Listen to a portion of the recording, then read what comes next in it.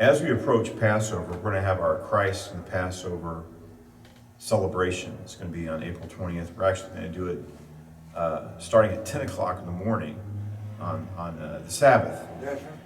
The idea is that this is going to be educational. We're going to work through the Passover Seder, or the Haggadah, and have a mini meal here. But one thing I think is very, very interesting is, going back into history and exploring the Jewish origins of the faith.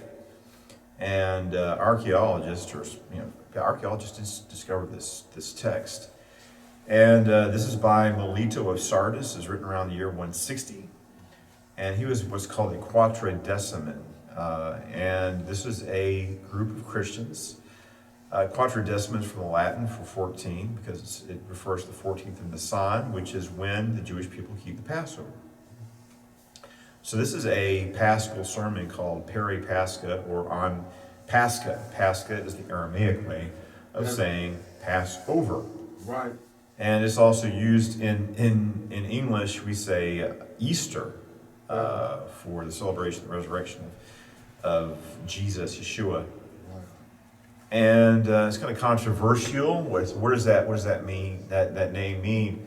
The Venerable Bede, he was saying that he's an early British historian, and he thought it was referring to one of the Norse gods called Ishtarte, or Oyster, or something like that. Yeah.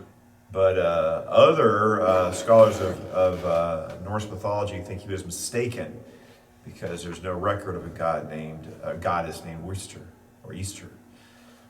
So east is where the sun comes from, right? Or it rises in the east and sets in the west. So they think that east might mean beginning, or start, or dawn, and not have any reference to any pagan gods or goddesses. But that's disputed. We don't know. But it seems to me to be more appropriate if we call the feast, like in Spanish they say Pascua, or Passover, Pascha, and other languages do as well. But in English we say Easter. Right. Some people say Resurrection Day, but I think we should just use the Aramaic word. So this is on Pascha. It's by Melito of Sardis, and this translator here, his name is Alistair Stewart. And he has the Peri Pascha. He describes this as a early Messianic Jewish, basically, or Christian Passover Seder, because the Quatredecimans said, well, it's John the evangelist taught us, so they say, to celebrate the resurrection, the death and resurrection of Yeshua, of Jesus, on the 14th of Nisan. So he wrote a book. I haven't got my hands on it yet.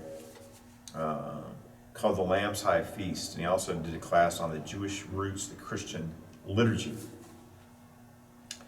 But he talks about here how this sect or group of Messianic Jews observed the Passover, Christian Passover, and he describes this as like the Seder.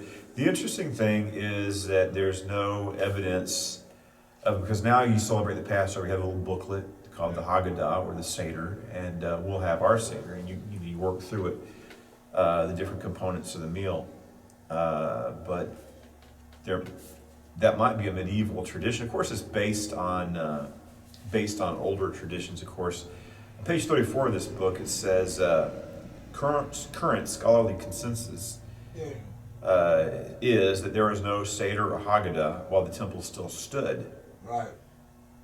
So there's a gathering and a meal at which, alongside the Paschal lamb, because they would sacrifice the lamb in the temple, and they would eat, because it's a pilgrimage feast, right? People go to, if you're able to, you go to Jerusalem to observe the Passover, and they eat Passover lamb that's sacrificed in the temple. You had bitter herbs and unleavened bread were eaten, wine was drunk, and psalms were sung.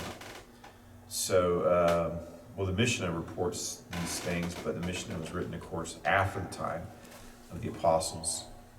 So it's interesting looking at the ancient traditions that later developed into the Jewish Seder or Haggadah, but they didn't have that because, well, you have to understand that probably over half the population was illiterate, and then every Haggadah would have to be copied by hand, and that's expensive and time consuming.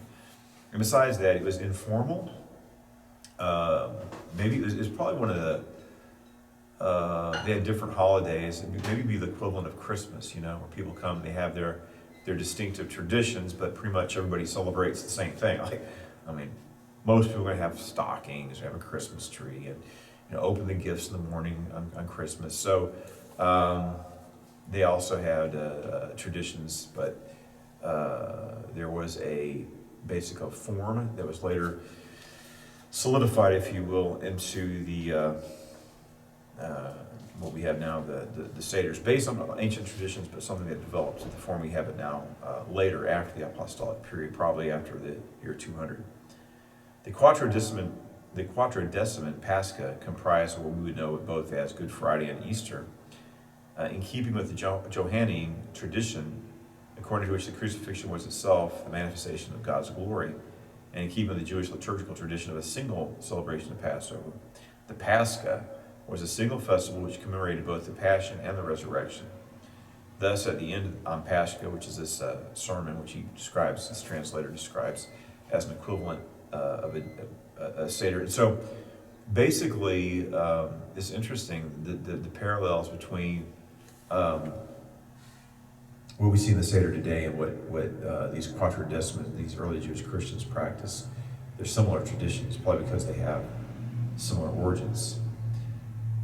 So like I mentioned, it's a single festival that commemorated both the Passion and the Resurrection. At the end, on Pascha, as the events of the crucifixion are being described, in counterpoint, the celebration of the Jews, the risen Lord appears and announces his triumph.